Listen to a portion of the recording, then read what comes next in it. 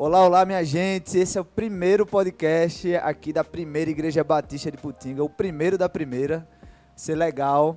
A nossa intenção é ser um conteúdo a mais aí para o nosso estudo da Escola Bíblica Dominical. E a gente quer trazer alguns temas bem relevantes, talvez temas que surjam aí na sua casa, na sua sala de Escola Bíblica Dominical, ou surja no seu bate-papo, para que a gente traga aqui e discuta e converse e traga alguns pensamentos para você refletir aí no lugar onde você está ouvindo. Eu sou Alexandro Júnior, mais conhecido como Juninho, e para mim a Bíblia é a instrução dada direto por Deus para a minha vida. Olá, gente. Meu nome é Stephanie. Eu faço parte da Sala dos Jovens e a Bíblia, para mim, é algo que eu tenho que seguir, algo que eu tenho que me alimentar e me abastecer todos os dias. Opa, eu sou o pastor Geraldo, da Primeira Igreja Batista de Iputinga, e a Bíblia para mim é a palavra de Deus imutável, riqueza para a minha alma. Amém. E a gente está aqui com o Yuri também no suporte. Ele vai estar no silêncio hoje, mas logo mais vai participar um pouco mais do nosso podcast. Para abrir aqui, eu queria que a gente respondesse uma primeira pergunta mais levinha, descontraída. Você tem alguma história marcante com a Bíblia? Se é algum versículo que te marcou num momento da tua vida, aquele que você abriu e sentou o dedo no meio e Deus falou, será que foi esse daí? Ou se numa leitura devocional que Deus falou ao seu coração e transformou o seu dia. Queria saber aí do pastor Geraldo. Que você tem um momento marcante com a Bíblia aí, pastor? Conta pra gente. Eu tenho vários momentos marcantes com a palavra de Deus. E eu tenho lido a Bíblia já diversas vezes antes mesmo de me converter. Mas, assim, dos versículos que fica muito em minha cabeça é aquele ser fiel até a morte e dar-te a coroa da vida, né? Uau. Lembrando a questão de eu ser fiel, não me desviar, aconteça o que acontecer, olhar para Deus e a sua palavra com muita seriedade, sabe? Então, mas assim, cada vez que eu leio um versículo da Bíblia, Deus fala de uma forma poderosa, que é difícil escolher um especificamente. Que bom. Stephanie, e aí? Conta pra gente uma história marcante com a Bíblia. Uma história marcante com a Bíblia faz parte do meu testemunho. Eu cresci na igreja, então, assim, vir para a igreja, ler a Bíblia, sempre foi algo do meu dia a dia, assim, normal, parecia muito eu tenho que fazer. Porém, eu não tinha um compromisso real com o Senhor na igreja e fora da igreja. Então, fora da igreja eu era uma coisa, na igreja eu era outra. E aí veio a pandemia. Ui. E aí eu fazia de tudo antes da pandemia, né, para ser aceita pelos meus amigos, para participar de tudo, das festinhas, disso, daquilo. E aí o Senhor tirou de mim tudo que eu achava que era muito importante quando veio a pandemia. E aí todo mundo ficava na sua casa, cada um com seu cada um, não ia mais para a escola, não saía mais para a rua. Terrível. Foi assim, uma fase assim. Mas eu precisava passar por isso. E o Senhor me atentou a ter uma disciplina com Ele, uma constância com Ele. E foi a partir daí que eu passei a ler a Bíblia todos os dias. Legal, hein? Então, um momento marcante para mim com a palavra de Deus, com a Bíblia, foi na pandemia. Foi lá que eu consegui esse costume. E o meu versículo preferido, assim, da vida é Salmo 73, 26, que diz: ainda que meu corpo e minha mente enfraqueçam, Deus é a minha força, Ele é tudo que eu sempre preciso. Uau. Então, eu coloco isso na minha cabeça todo dia, de que eu preciso do Senhor. Eu posso estar bem, eu posso estar mal, eu posso querer fazer a devocional, eu posso não querer fazer a devocional. Pode estar tudo muito ruim na minha vida, mas eu sei que eu preciso do Senhor em todos os momentos. Então, esse é o meu versículo. Rapaz, essa foi uma ótima escolha pra gente chamar do podcast, não, pastor? Rapaz, Ai, Jesus, menina é que boa de responsa. Bíblia, viu? Pra mim, um versículo que eu sempre tenho na minha mente, assim, pra mim é marcante, pra todos os momentos da minha vida também, é o Salmo 121 e 2, né, que é: elevo meus olhos para os montes e me pergunto de onde me virá o socorro. O meu socorro vem do Senhor que fez os céus e a terra. Então, sempre que eu estou aperreado ou passando por algum vale aí meio cavernoso, como alguns dizem, eu sempre lembro dessa palavra e o Senhor sempre renova a minha esperança, a minha confiança, né, a minha fé. Então, para mim é marcante esse versículo aí, esses dois versículos aí no Salmo 121. Legal, com certeza você deve ter aí também algum versículo, capítulo, alguma parte, alguma porção da Bíblia que te marcou, mas a gente quer saber de forma mais técnica. Agora a pergunta direto para o pastor aí, a gente vai comentando. Mas como é que essa Bíblia, a Bíblia que a gente tem hoje, foi formada, pastor? O pessoal tem muita dúvida se sempre foi assim, se não foi, se depois de muito tempo é que isso se juntou, Novo e Velho Testamento. Como é que é isso? Conta pra gente aí. Essa história é uma longa história que não dá para a gente resumir com muita clareza aqui, mas assim, vou tentar resumir de uma forma mais genérica, né?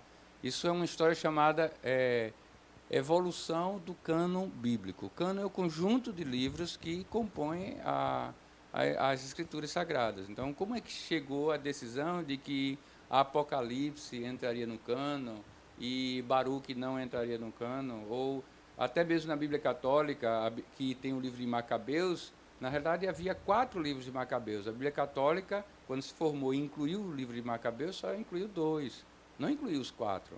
A Bíblia Evangélica não incluiu os 2 de Macabeus, que a Igreja Católica incluiu. Na formação do cânon bíblico, houve reunião de pessoas sábias, consagradas, que buscavam em Deus a orientação de... havia muitos escritos, e quais iriam entrar e quais não iriam entrar. Então, para a gente ter uma ideia, existem livros que na época deu a maior confusão para entrar. Por exemplo, o livro de Cantares. Por que eu colocaria um livro como Cantares na Bíblia? Um livro de Eclesiastes. Por que eu colocaria um livro como Eclesiastes na Bíblia? Porque são livros que você vê assim e tem livros, inclusive, que nem falam o nome de Deus mesmo, né? O livro de Esther, né? Não trata pelo nome. Então, houve confusão para esses livros entrarem. O próprio livro de Apocalipse, havia vários livros de Apocalipse na época, e aí as pessoas diziam, e aí, a gente aceita esse livro como inspirado por Deus ou não? Então, houve essa reunião. Então, a gente precisa entender o seguinte, que a Bíblia, na sua formação, seres humanos foram escrevendo. E havia uma necessidade desses seres humanos estarem escrevendo, não pela sua vontade, mas inspirados por Deus. Então, o livro teria que ter a condição de que não era a pessoa, a opinião da pessoa, mas a opinião de Deus ali. Então, alguns escritos foram atribuídos a Moisés. Mas a gente vê claramente ali naqueles escritos que está dizendo, Deus chegou para Moisés e Moisés, escreve isso, conta a história, escreve mais aquilo ali. Então, existem situações em que Deus mesmo diz para Moisés escrever, como os próprios 10 mandamentos, né? Foi, inclusive, ali, disse assim, o próprio Deus escreveu com o seu próprio dedo, né? Aqueles mandamentos. Então, existem situações assim que foram, outros eram profetas, outros eram apenas agricultores, como Ageu, né, só criador de gado, né? Então, mas Deus chamou, disse, vem cá, eu quero que você escreva uma parte da minha palavra. E aí foi formando. Então, esse conjunto foi sendo escrito e chegou um determinado momento que disse assim, vamos juntar os livros do Antigo Testamento. E aí isso foi feito pelos judeus. Então, o Antigo Testamento para a gente é a Bíblia dos judeus. Por isso que na nossa Bíblia não tem alguns livros que os católicos acrescentaram, porque a gente copiou o cânon judaico. Então, a Bíblia judaica é o Antigo Testamento evangélico. Entendi. Já no Novo Testamento, o judeu não tem Novo Testamento. Então, houve necessidade de formar um novo cânon e dizer quais livros das cartas que estavam sendo escritas, dos livros contando a vida de Jesus, entraria. Na realidade, na ótica humana, você só precisa de um evangelho. Agora, quem foi que teve coragem de dizer que não, coloca esse evangelho aqui e esses 3 não? Né? Imagina se Stephanie estivesse no cânon do Novo Testamento e diz, olha, gente, a gente tem uma dura missão. Para compor o Novo Testamento, a gente só precisa de um evangelho. Qual é que a gente vai escolher? E lendo os 4 evangelhos, gente, são pérolas de cores diferentes. Difícil escolher, né? Diferentes. Não dá para a gente... Porque todos os 4 foram inspirados. Só que você vai encontrar na literatura apócrifa outros evangelhos sendo escritos. Mas quando você pega e começa a ler eles, gente, isso não é de Deus, não. Isso está muito esquisito, muito estranho. Né? Coisas que sem prova nenhuma. E aí você já descarta. Você mesmo estaria... ao ler esses evangelhos apócrifos, eles existem em bibliotecas, aí você pode consultar, né? Às vezes até na internet eu acho que você encontra. Mas quando você lê, você diz, gente, está vendo que isso não combina em nada com o que a Bíblia está dizendo, né? Então, foi assim que foi formado. De uma forma sucinta, lógico, né? Aham, tem muita história, né? E o pessoal, eu não sei se Stephanie já foi questionada sobre isso, mas o pessoal já me questionou sobre essa participação de tanta gente nessa seleção de livros, até na escrita mesmo, se não houve nenhum tipo de interferência humana. Será que foi só a palavra de Deus mesmo, ou teve alguma coisa que o homem colocou lá? A gente estava até falando aqui antes da gente começar a gravação, de que algumas pessoas levantam a hipótese de copistas que passou de um para o outro e que ele pode ter deixado de copiar alguma coisa, se esqueceu, dormiu, né? Passou, eita, esse daqui não é legal de colocar, ou isso daqui tem que colocar, e aí ele acrescenta alguma coisa, põe um E a mais ou uma vírgula a menos, e a gente sabe que altera tudo. Então talvez tenha algum critério aí também que a gente precise saber para responder esses questionamentos, né?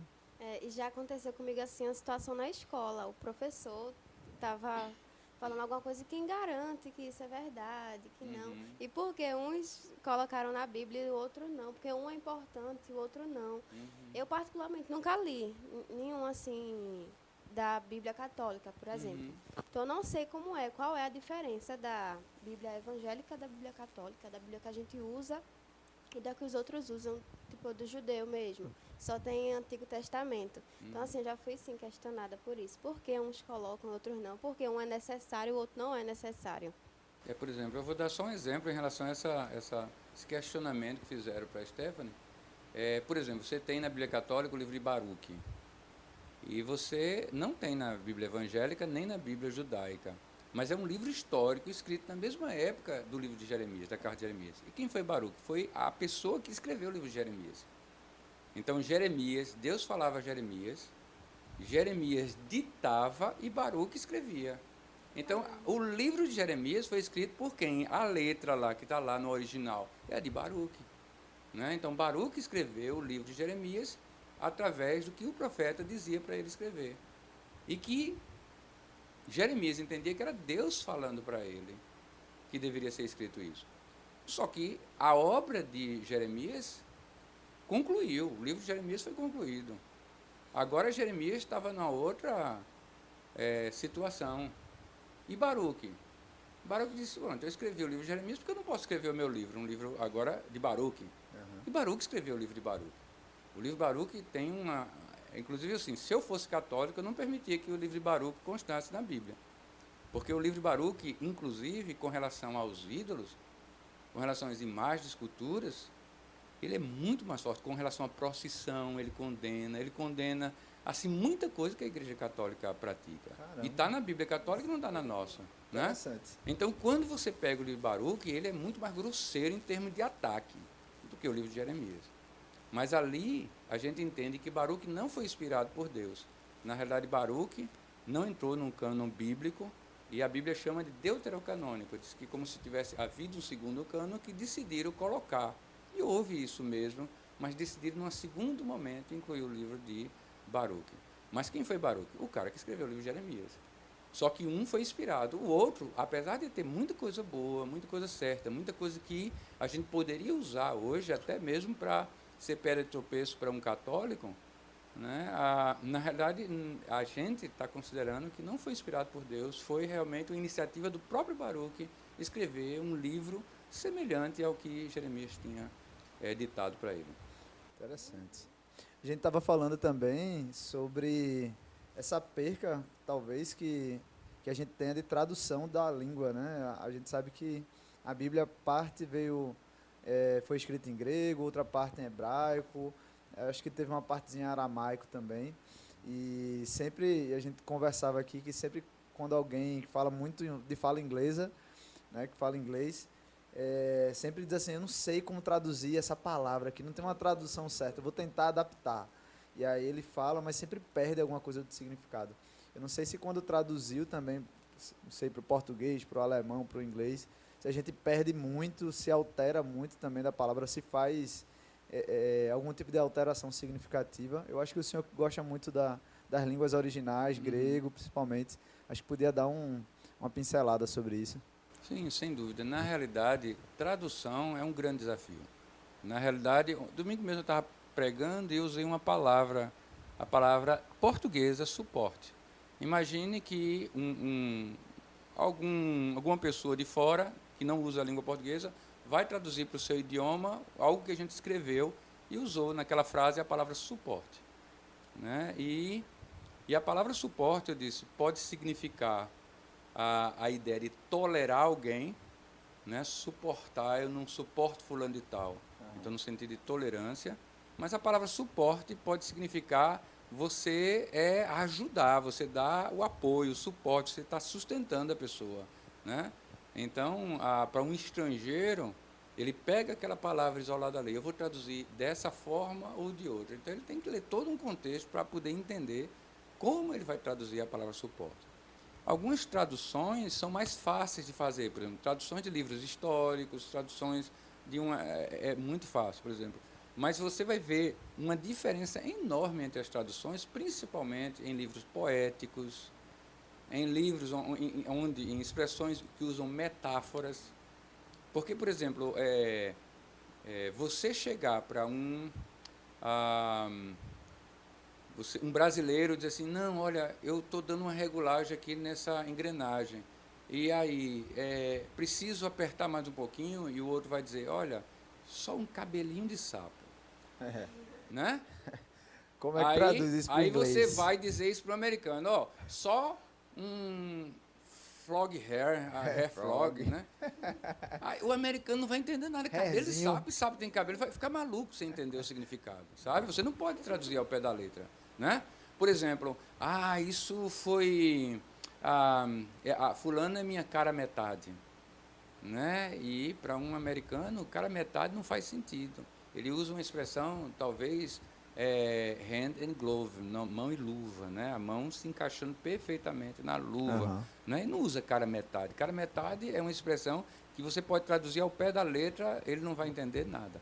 Então, tradução é algo que, se você, principalmente, você tem um poema, ou uma metáfora, ou uma figura de linguagem, ou um uso comum. Por exemplo, você vê que tem Bíblias que decidem manter a palavra, olha, era tantos côvados. E você fica chateado, diz, tantos côvados, por que não traduziu logo para tantos metros? Porque o nosso sistema métrico, né, é tantos metros, então traduz logo isso aí. O grande problema é que o tradutor fica com o coração na mão. Por quê? Porque aquele número que está ali, ele pode, quando você traduz para tantos metros, para Jerusalém, você vai lá para o Novo Testamento, lá em Apocalipse, a cidade de Jerusalém media tantos côvados. Era 12 mil côvados de um lado, 12 mil côvados de outro, era uma cidade quadrada, né? E aí você tem essa situação. Aí você traduz, em vez de você botar 12 mil côvados, você faz a tradução em metros. Aí você diz, bom, eu traduziu. Está correto? Está correto. Mas é isso que a Bíblia quer informar? Ou esse 12 mil indica algo do tipo, 12 indicava família, indicava os apóstolos, indicava as 12 tribos, né? E 1000 indicava multidão, um número muito grande, incontável. Então, se você olha a tradução em metros, você vai acreditar geograficamente que o espaço de terra que ocupa o novo céu e a nova terra, Nova Jerusalém, está muito limitado, não vai caber todo mundo, vai ficar gente lá de fora. Mas se você entende pelo 12 mil côvados, você deixa o 12 mil e deixa para quem quiser interpretar. E você entendia, não, isso aqui é porque o 12, o judeu indicava isso, tinha essa sensação. Né? Então eu não posso dizer que isso era tantos metros, porque isso aqui tem um significado que talvez eu não possa traduzir. Então, poemas, provérbios é como mão e luva, né? Como um cabelinho de sapo. Então, se você traduz ao pé da letra, você não vai transmitir a ideia que ele quer transmitir. Então, o tradutor sempre vai ficar com essa mão, o coração na mão, quando vai traduzir um negócio desse, porque ele vai ter que optar entre as diversas possibilidades, uma delas. Então, às vezes, duas possibilidades diferentes, você tem duas versões bíblicas, e uma está falando de uma coisa, o outro, no mesmo versículo, está falando outra coisa. Às vezes, nem sempre, mas às vezes, todos os dois estão corretos, porque pegaram uma possibilidade. Um manteve a métrica, Um manteve a ideia metafórica, um manteve a palavra, né? Então isso aí é bem interessante nas traduções. Pastor, eu tenho uma dúvida. Porque às vezes eu me pergunto por que tem tantas versões assim. Um exemplo, a Igreja da Assembleia só usa, eles têm uma versão para eles, né? Ou seja, toda a Bíblia deles é tudo a mesma coisa. Eles decidiram adotar uma. Adotar uma. A Isso, gente eles poderia têm só adotar uma. uma aqui. Escolha uma que a gente adota aqui. Aí eu me pergunto por que tem tantas versões? É para alcançar diversos públicos ou tem outra? Pronto, eu acho que talvez entre naquela questão do tema dessa discussão, né? Isso. Da atualização bíblica. Porque hoje tem uma confusão de dizer a Bíblia precisa ser atualizada. E aí essa discussão surgiu por causa de um pregador famoso aí, que disse que a Bíblia precisa ser atualizada, mas a ideia dele de atualizada era uma ideia de ser modificada e não atualizada. Atualizada não tem nada a ver com modificar o que a Bíblia já estava dizendo. Então, a Bíblia ser atualizada significa você olhar para o original, descobrir a melhor tradução para hoje e aí fazer essa tradução. Então, há uma determinada época em que as pessoas sabem o que significa aquela expressão. Não é? Por exemplo, por quantos e quantos anos os batistas cantavam o canto cristão, dizendo: se da vida as vagas procelosas são, se com desalentos julga tudo vão, contas muitas bênçãos, né? E vai lá uma canção linda. Poético. Mas imagine hoje, Yuri cantando: se da vida as vagas procelosas são. Você está entendendo o que está cantando, Yuri? Não? Aí, tá vendo? Então eu digo assim, o cantor cristão precisa ser atualizado. Eu não preciso dizer que ele vai ser modificado, mas ele precisa ser numa linguagem que Yuri, ao cantar, ele entenda o que é uma vaga, né? O que é procelosas. Então ele precisa entender. Eu gostaria até de entrar nesse assunto, mas eu acho que a gente vai tomar um tempo desnecessário. Depois, quem quiser saber o que é vidas, vagas, procelosas, a gente pode conversar. A gente pode fazer um podcast só sobre hinos com a linguagem do português. Mas isso acontece com a Bíblia também. E eu trouxe exemplos aqui. Eu não vou ter condição de dizer todos os exemplos que eu trouxe, né? Mas eu queria mostrar pelo menos um, comparando o mesmo versículo em traduções diferentes, para você sentir que você pegar uma versão, por exemplo, a Assembleia de Deus adotou uma versão antiga, e é bem provável que os leitores dessa tradução não estejam entendendo o que está lendo. Não é que foi uma tradução errada, não. Todas as traduções estão certas, são boas, mas quando você adota, você tem que ter um critério. Por que eu estou adotando essa e não aquela outra? Né? Então, muitas vezes as pessoas caem num marketing comercial. Por exemplo, existem algumas indústrias de Bíblia que é quem imprime aquela Bíblia, e diz assim: não, eu vou ter que dizer que as outras traduções têm falhas, é ruim, e aí para poder vender mais a minha tradução. E aí eu digo, isso aí é truque comercial, porque todas elas são palavras de Deus, é a palavra de Deus sendo traduzida. Agora, por que eu prefiro uma à outra? Né? Porque aqui em Iputinga nós damos liberdade de você escolher a versão que você gosta, né? E a gente diz: não, vamos tratar. E aí a gente vai ver isso aí, né? Então, quando for o momento aqui, no podcast até peço permissão, para a gente ver algumas comparações a nível de versículo, e dizendo qual é a tradução e dizendo como aquele versículo foi traduzido. Eu já acho que a gente precisa entrar nesse tema, que é o tema do podcast, né? A Bíblia precisa, ela deve ser atualizada. A polêmica que surgiu em cima essa pergunta aí foi em cima de um texto lá de Filemão, que fala sobre a relação lá de Paulo com um escravo e com o seu senhor. E aí a pessoa que acabou falando isso, né, que a Bíblia precisava ser atualizada, falava sobre essa relação de escravidão, né, essa relação pesada aí. Aqui no Brasil a gente tem um histórico bem complicado, talvez tenha tocado, né, na ferida de algumas pessoas, ou não sei se ele falou para atingir alguém que pensa bem sobre esse assunto aí, que é terrível. Mas eu acho que a gente podia entrar nisso daí, de apresentar versículos, falar sobre alguns contextos históricos aí, se realmente precisa ser atualizado ou não, como o hino que o senhor comentou. Acho que seria um bom momento para a gente entrar nessa discussão central aí. Joia, então eu já posso entrar nesse assunto? Com certeza. Então veja só, quando se fala que a Bíblia precisa ser atualizada, Isso aí, no passado, não causava-nos estranheza. A gente não achava algo ridículo, estranho um negócio desse. Por quê? Porque, no final das contas, se você prestar atenção, por exemplo, a Assembleia de Deus, você disse que adotou uma versão. Eu digo, a versão que ela adotou foi a revista e corrigida, que hoje, por questão de edição, passou a se chamar edição fiel, tá? Chamam fiel. Mas é a revista corrigida, essa edição fiel, tá? Então, a revista corrigida, a expressão, a Bíblia precisa ser corrigida, porque se é revista e corrigida, alguém corrigiu a Bíblia. Por outro lado, naquela época, os batistas gostavam muito da revista atualizada.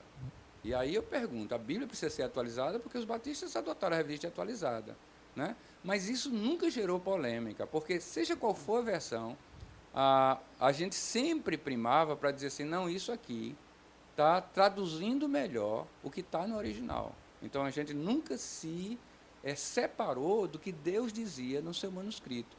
Então, se você usa a expressão corrigida, atualizada, NVT, nova versão transformadora, precisa de uma nova versão a Bíblia, transformadora, porque a outra não transformava a vida, não, né? Então, é só uma questão, assim, bem interessante, que no passado aconteceu tudo isso e não gerou polêmica nem problema. Eu vi esse vídeo desse pastor, na realidade, ele estava transmitindo ele decidiu ver a Bíblia, fazer um estudo exegético da Bíblia, começando do Novo Testamento, né, de Mateus, Marcos, e aí chegou na carta de Filemão. E ele estava transmitindo para a igreja dele, isso na internet, um estudo agora da carta de Filemão. Tentar dizer tudo de um livro, em uma só culto, em um só estudo, é meio problemático. Difícil, né? Difícil, eu não consigo mesmo, não.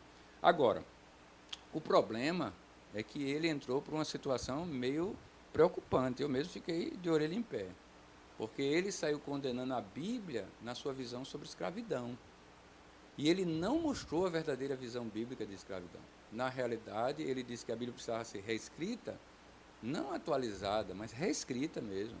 Porque, tirando essa questão de apóstolo Paulo mandar de volta o escravo, e ele ridicularizou a atitude do apóstolo Paulo em mandar o escravo de volta para a casa do seu patrão Filemão, que era Onésimo, sendo mandado de volta para a casa de Filemão. Então, falou várias coisas ali e esqueceu a riqueza de tudo que está escrito na carta de Filemão, que serve para os dias de hoje e não existe nada que você possa tirar de lá, mesmo na visão atual.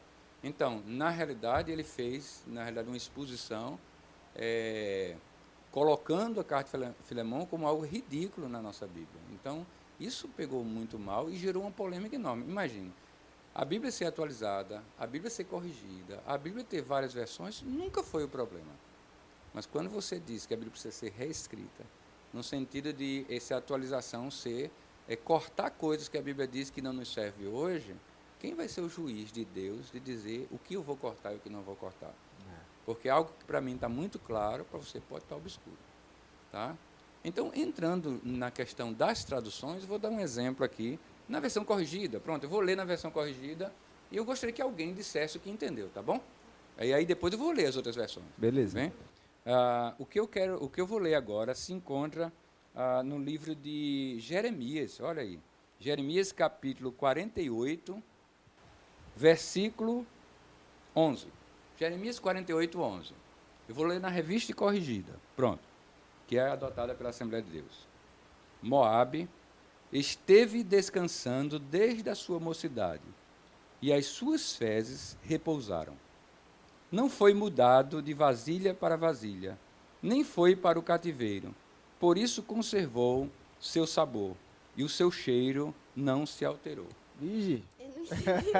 as fezes do cabra foi conservado com sabor e com cheiro. Só entendi isso, que ele Rapaz. descansou. Mudada de vasilha em vasilha. E a fezes saiu mudando de Ixi, isso não tem na minha Bíblia não, esse versículo aí. Veja só, isso aqui é a revista corrigida. Você está entendendo que adotar uma versão cuja linguagem a gente não alcança fica complicado.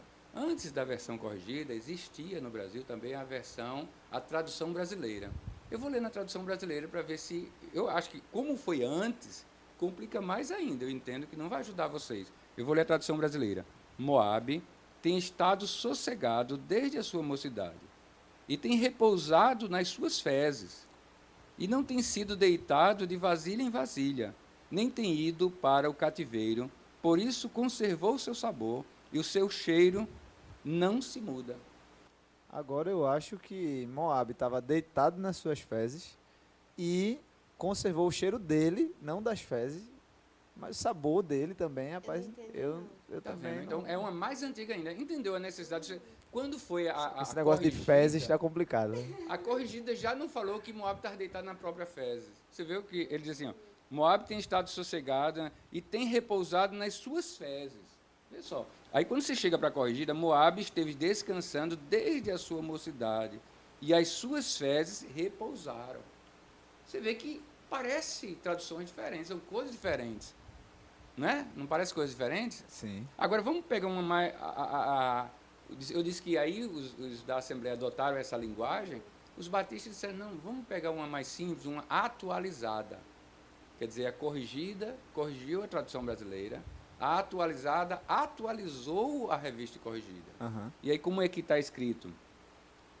Despreocupado esteve Moabe, desde a sua mocidade, e tem repousado nas fezes do seu vinho.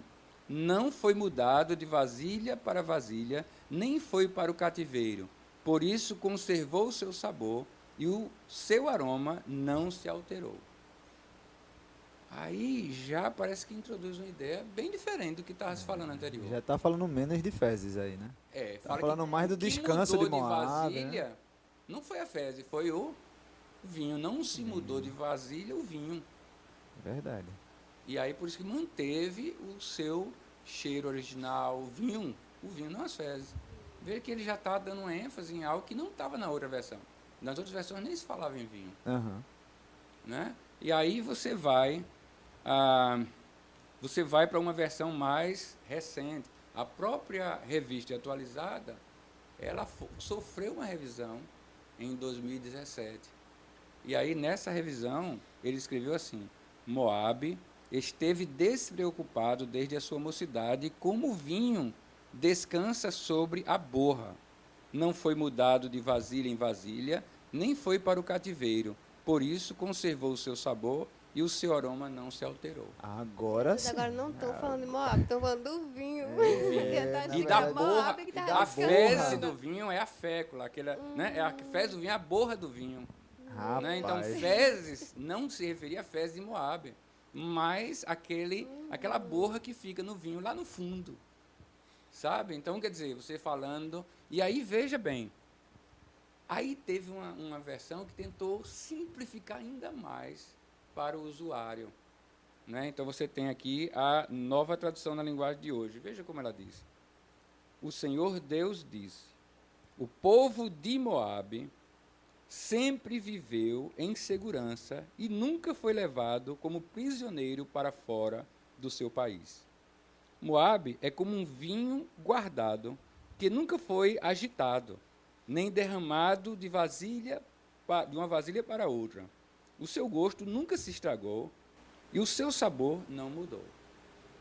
Entendeu agora por que existem várias traduções? Aham. Porque tem gente que gosta de uma, tem gente que entende de outra, outro não entende. Então, você procura uma tradução que você consiga entender.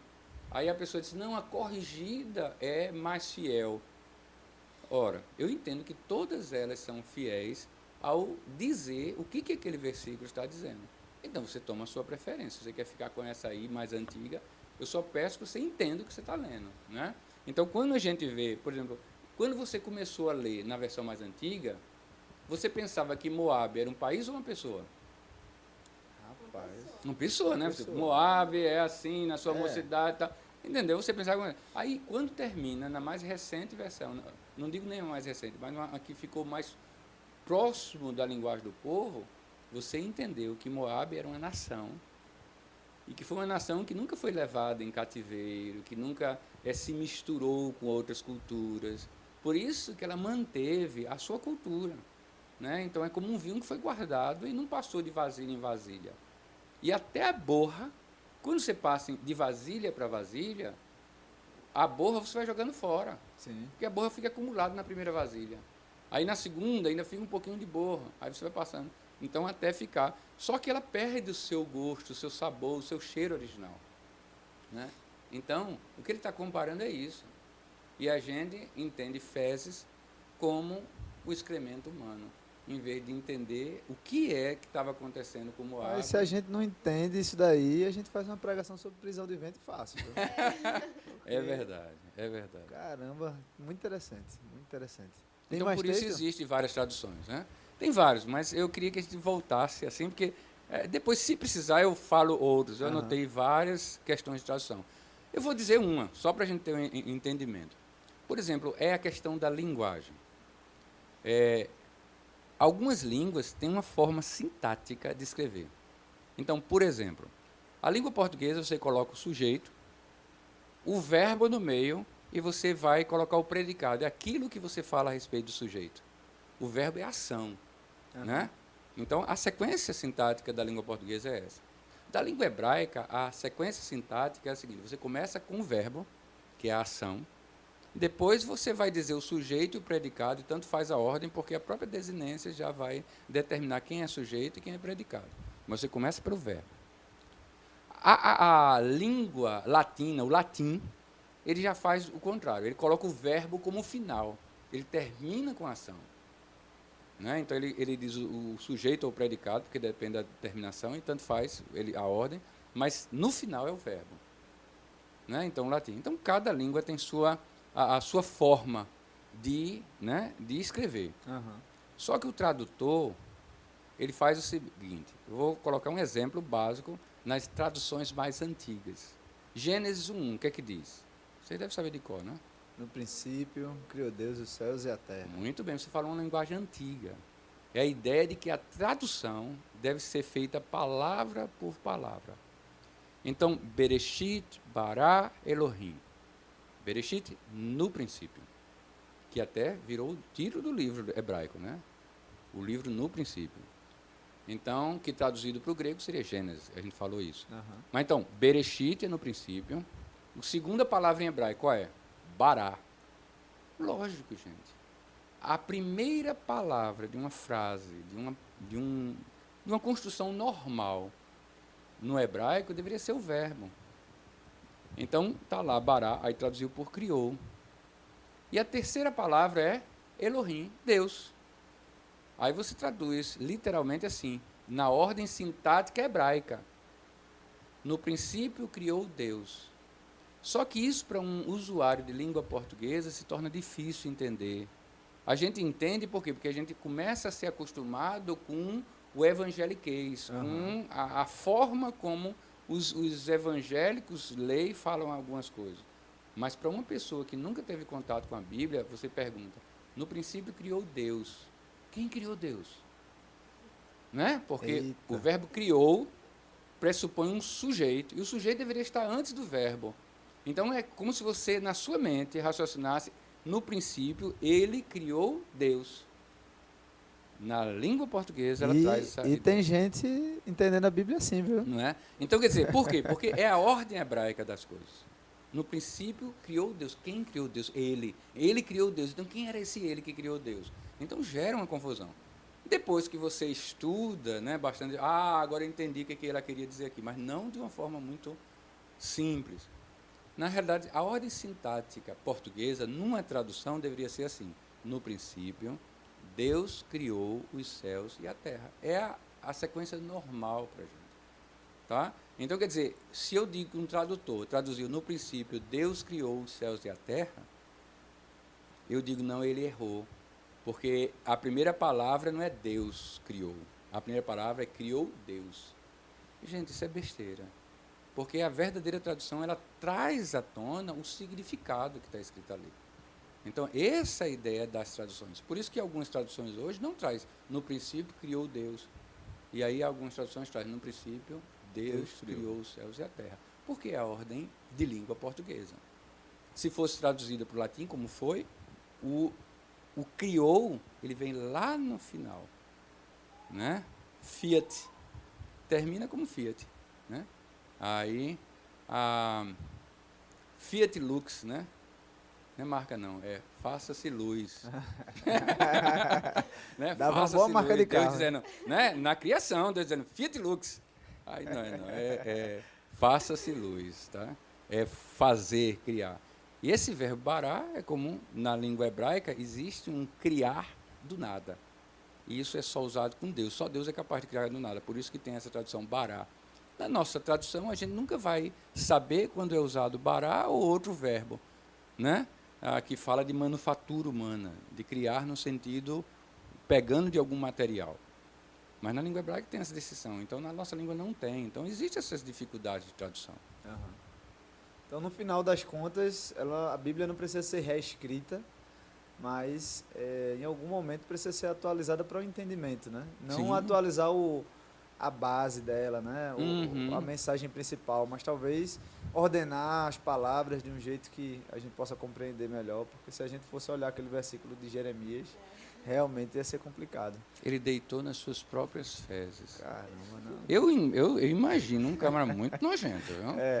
Eu fico, esse tal de Moabe, esse sujeito, se for eu penso que é uma pessoa, eu penso que ele fez o cocô e girou para um lado, girou para o outro, né? E está sendo elogiado o sujeito desse. Eu fico preocupado, né? Complicado, viu? Porque tem gente que está pegando aí esses textos em versões complicadas de se entender e está fazendo literalmente o que está sendo dito lá. E eu não duvido que o povo depois esteja pregando aí, dizendo que Deus mandou rolar na fezes humana, viu? Para preservar o cheiro. Rapaz, eu não duvido nada. É complicado mesmo. Mas a gente já está quase caminhando aqui para o final. E assim, uma pergunta que sempre surge das pessoas, eu acho que é legal a gente se tratar também.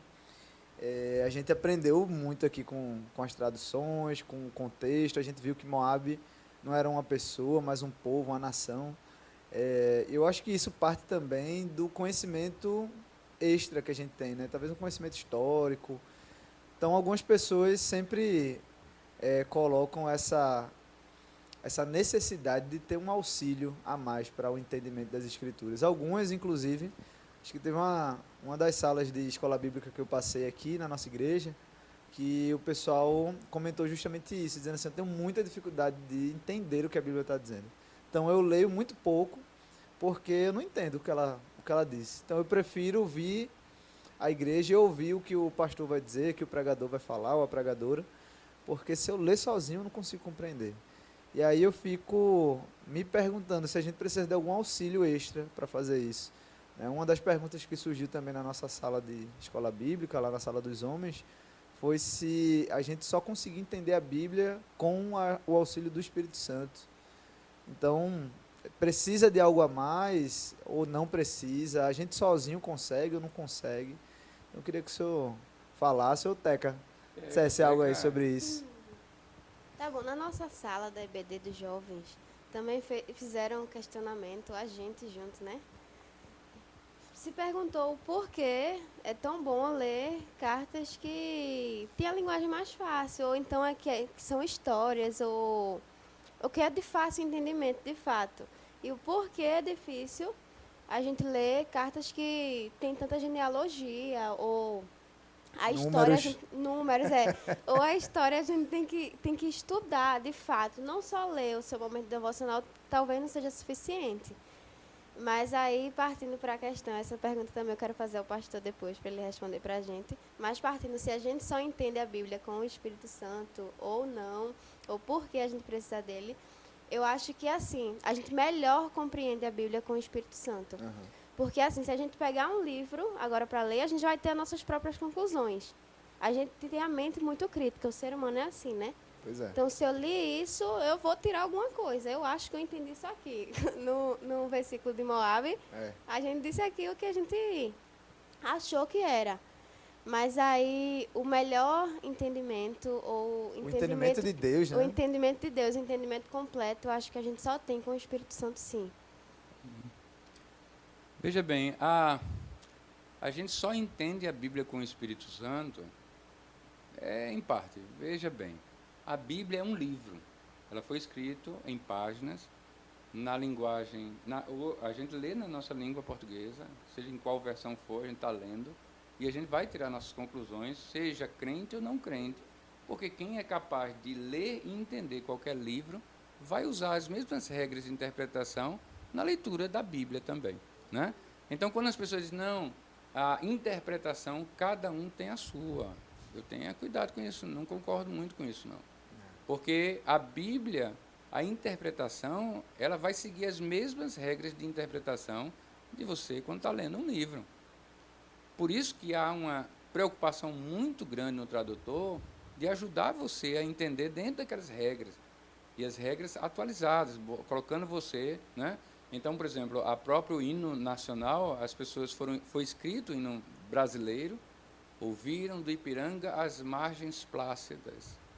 E aí foi feito um teste, fazendo uma prova com muita gente de ensino médio, para saber o que eles entendiam a respeito desse hino. E a maioria não entendia nada, porque foi escrito numa linguagem, na época, parnasiana. E o parnasianismo, ele tinha, a beleza do parnasianismo era justamente fazer deslocar partes da frase e criar uma estrutura que não é a estrutura normal. Talvez fosse como a Gênesis 1:1, né? No princípio criou Deus, e dificulta o leitor. Está dizendo certinho, mas dificulta, o parnasianismo dificultava. Então, por isso que, para a geração atual, é difícil interpretar o hino nacional brasileiro. Isso também serve para muitas traduções. Então, há uma necessidade de que o tradutor ele esteja entendendo quem vai ler. Então, se a pessoa diz assim, não, mas eu tenho dificuldade, eu não entendo o que a Bíblia está dizendo, eu digo, olha, procura uma outra tradução, então compara e vai, né? Tem traduções muito boas, sabe, queridos? E eu não tenho predileção por nenhuma tradução, eu acho que é excelente as traduções e como elas vêm fazendo. Por exemplo, tem uma tradução muito boa que tem uma falha que eu digo assim, olha, quando chegar nesse versículo, pula ele e lê em uma outra tradução. Né? Por exemplo, a NVI, quando ela chega em Provérbios 22:6, que é que ele ensina a criança o caminho que deve andar, a única tradução que traduziu assim, ensina a criança de acordo com os objetivos que você tem para ela. Eu digo, não, gente, é isso. É o caminho que ela deve andar, está lá no original. Né? Então, foi uma tradução infeliz da NVI. Mas, diante de tantas traduções boas, né? Dentro da própria NVI, a forma como traduziu, bem esclarecedora, muitos membros da nossa igreja usam a NVI. Né? Porque entende melhor do que a outra versão.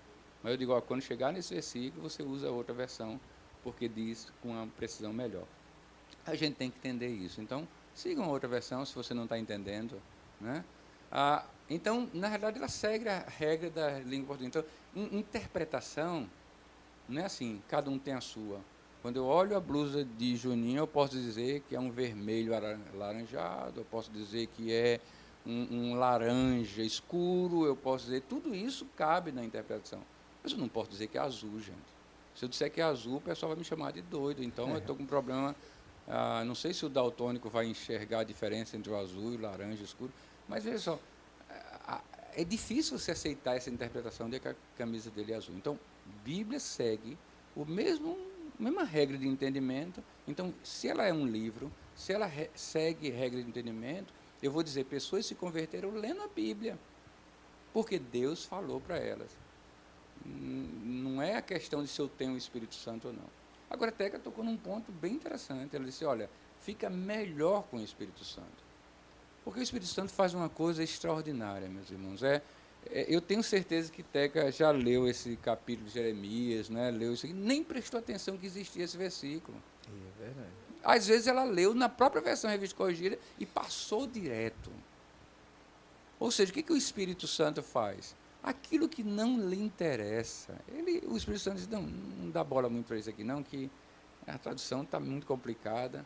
Aí ela está lendo ali, no mesmo capítulo, tem uma frase lá que ressalta os olhos dela e que incomoda a vida dela e que ela se deleite, que sente vontade de transmitir, na mesma versão. O Espírito Santo faz isso e aí começa a falar tanta coisa, mas dentro de uma interpretação que não foge do que a Bíblia está dizendo. O grande problema hoje é que as pessoas não estão interpretando a Bíblia. As pessoas estão dizendo o que acham. Não é o Espírito Santo que está falando para ela. Né? E tem pessoa que nem lê a Bíblia e já discorda da Bíblia. Aí eu estou dizendo, gente, não é a interpretação que cada um tem a sua. A gente vai ler a Bíblia dentro das regras de interpretação que você faria para um texto para poder passar num concurso, no vestibular. Siga essas regras que você vai entender a Bíblia. Agora, no Espírito Santo, a leitura que o Espírito Santo conduz é uma leitura para você. Então você lê 1000 vezes e cada vez que está lendo, Deus vai destacar algo que vai te incomodar e você vai aplicar a sua própria vida. Legal. E a última mensagem aí, a última fala que gostaria que a gente deixasse é uma parte mais prática para a gente finalizar esse podcast. E eu queria que a gente respondesse qual o uso que a gente tem feito da Bíblia no nosso dia a dia e qual o uso que a gente recomenda para as pessoas. Talvez o mesmo uso que o seu ou alguma atitude. Por exemplo, né, eu hoje tenho usado a Bíblia como realmente a minha leitura, né, a revelação de Deus, né, a fala de Deus direta para mim. E eu sempre eu fico pensando na mesma leitura, e passo, repasso e leio de novo, leio numa outra versão e aquilo fica na minha cabeça.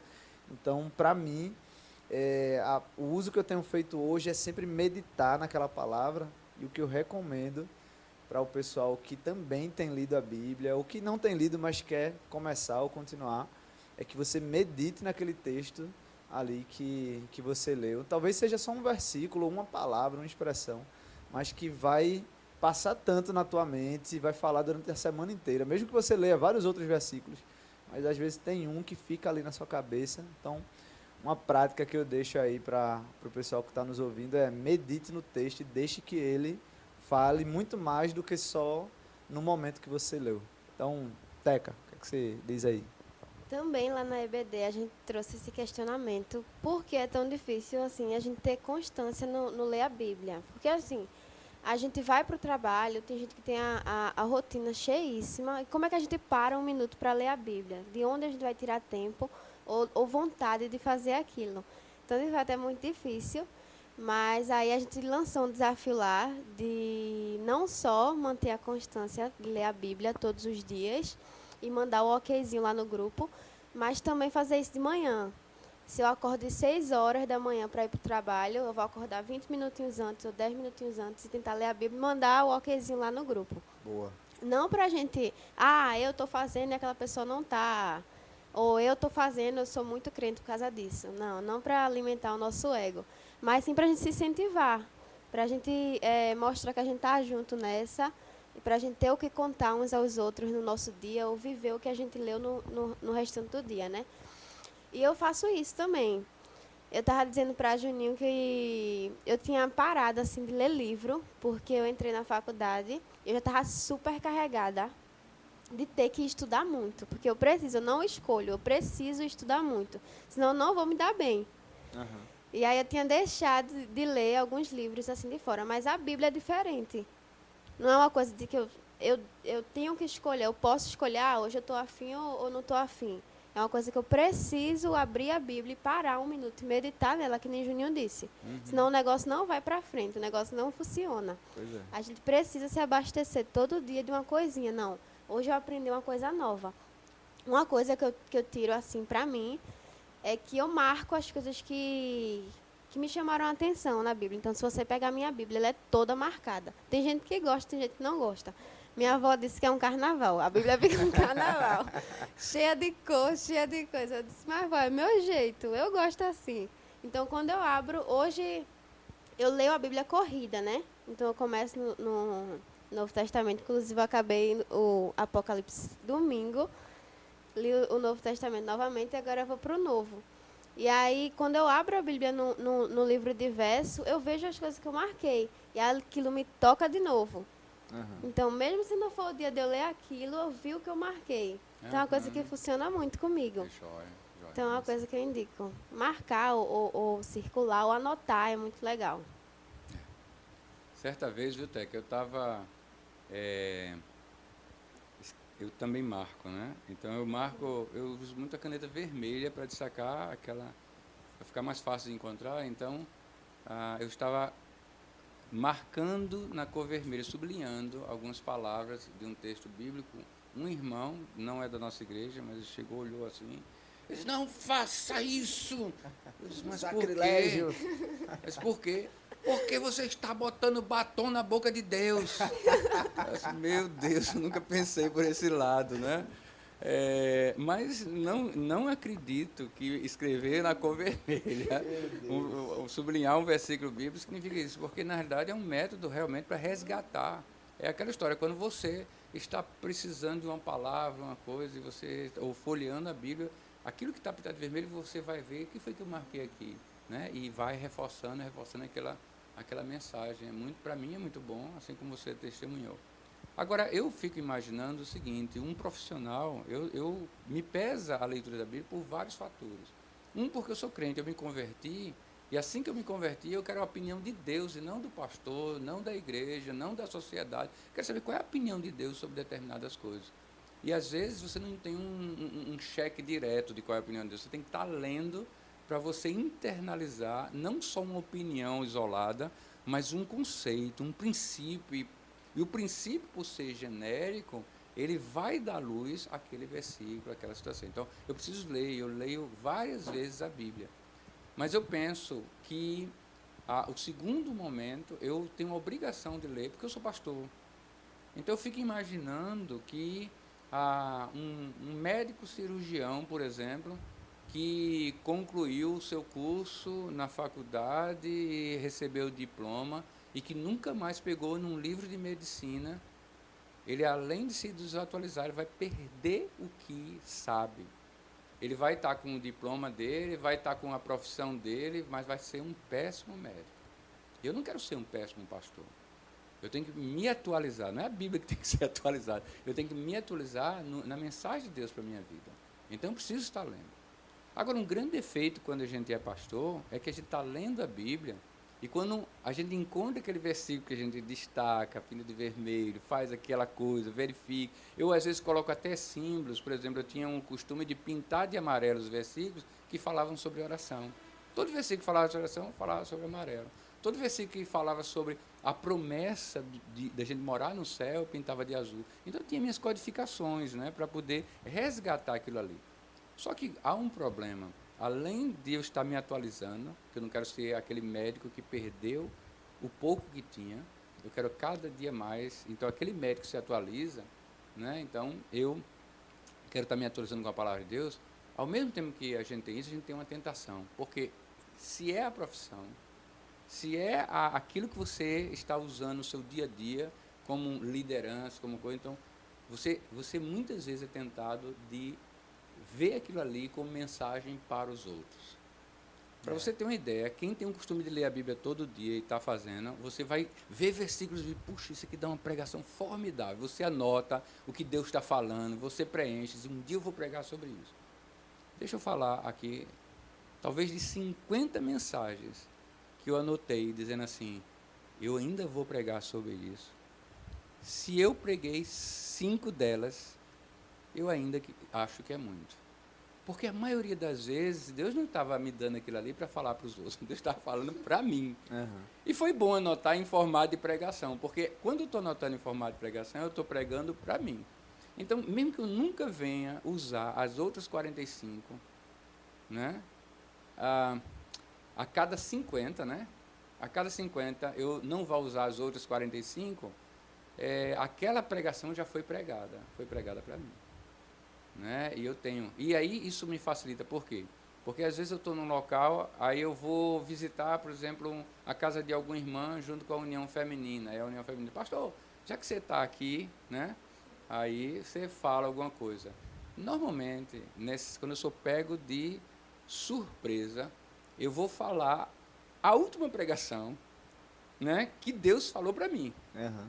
É aquela que eu estou pregando naquele dia. Então, quando eu estou pregando para ela, é porque Deus já pregou para mim. E aquilo ali talvez nunca fosse pregado em lugar nenhum. Mas por que, irmã? Diz, pastor, fale agora. É o que está fresquinho na minha cabeça e a gente tá. Então, é muito bom viver isso aí. A gente tem que parar com essa mania do falou-lhes bem. Deus está falando para você. E o pastor também tem que pensar assim. Pois é. Eu que estou nessa jornada aí, sinto uma dificuldade de vez em quando com isso daí, porque às vezes parece que a gente sempre está lendo a Bíblia para os outros, né? Sempre tirando lição para os outros, e às vezes eu fico falando até para mim mesmo, assim, rapaz, vamos, isso é pra mim, eu preciso me consertar, né? É verdade. Mas é bem difícil da gente fazer esse filtro, mas tá acontecendo. Algumas pregações que eu disse que seria para os outros, realmente tá guardando para mim, eu nem repassei para ninguém, eu fiquei em crise sozinho. Eu e Deus, né? Mas, gente, é isso.